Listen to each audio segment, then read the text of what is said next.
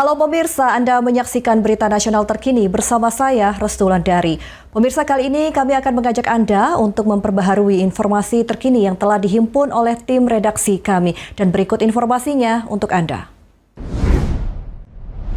Kemudian kita juga melakukan kualitas. Itu dia masuk di Survei Adidaya Institute mengungkapkan 3 program unggulan Prabowo Gibran berpotensi menjadi mesin pertumbuhan ekonomi baru. Sebanyak 43% responden ahli menilai program Kampung Nelayan, Koperasi Desa, Kelurahan Merah Putih, dan pembangunan 3 juta rumah memiliki daya ungkit terbesar bagi perekonomian. Hasil riset ini disampaikan pada Rabu 25 Februari 2026. Program Koperasi Desa Merah Putih dinilai sebagai langkah strategis memperkuat ekonomi desa sekaligus memperluas pemerataan distribusi barang hingga ke wilayah belum terjangkau. Keberadaan Koperasi Desa Merah Putih memperluas pemerataan ekonomi, khususnya di wilayah desa yang selama ini belum sepenuhnya terjangkau jaringan retail modern. Menteri Perdagangan Budi Santoso menegaskan Koperasi Desa justru membuka peluang kemitraan baru bagi minimarket dan distributor besar memperluas jalur distribusi hingga ke pelosok. Pernyataan ini disampaikan Budi usai bertemu dengan Menteri Desa dan Pembangunan Daerah Tertinggal, Yandri Susanto, di kantor Kementerian Perdagangan pada Kamis 26 Februari 2026. Menurut Budi, desain Koperasi Desa Merah Putih sejak awal bukan untuk menjadi pesaing retail modern, melainkan memperkuat mata rantai distribusi di tingkat desa. Hal serupa juga disampaikan ekonom Adidaya Institute, Bramastyo Prastowo. Menurut Bramastyo, tidak semua desa memiliki akses gerai modern.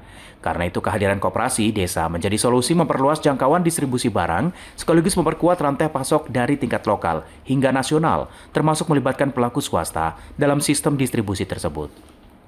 Bramastyo menegaskan program ini bukan mematikan usaha retail modern. Koperasi desa justru menciptakan pola distribusi baru terintegrasi sehingga produk bisa masuk ke dalam rantai pasok lebih luas melalui Koperasi Merah Putih. Menurutnya keberadaan koperasi desa dan retail modern tidak akan saling memakan pasar, melainkan berjalan berdampingan. apakah kita akan menutup gerai-gerai modern dan yang ada? Itu menurut saya tidak mungkin, tidak bisa, dan memang ini berbeda. Pangsa pasarnya pun akan berbeda, gitu ya. Ini apa yang dijual mungkin beberapa ada, tetapi kan beberapa yang lain juga ini akan memotong. Sebetulnya konsep awal dari KDKMP ini adalah memotong garis rantai pasok yang ada di desa, ya. Jadi tidak ada lagi yang namanya middleman yang banyak, begitu ya. Masuk semua ke koperasi, kemudian langsung bisa dikirim ke pembeli dan seterusnya. Dari Jakarta, Galuh Anggara, Berita Nasional TV. Karena kalau banyak juga orders that nobody published and nobody in Tehran needed to read to understand. Kapal induk terbesar di dunia milik Amerika Serikat USS Gerald R. Ford meninggalkan pangkalan Angkatan Laut di Kreta, Yunani, mendekati Iran pada Kamis 26 Februari 2026.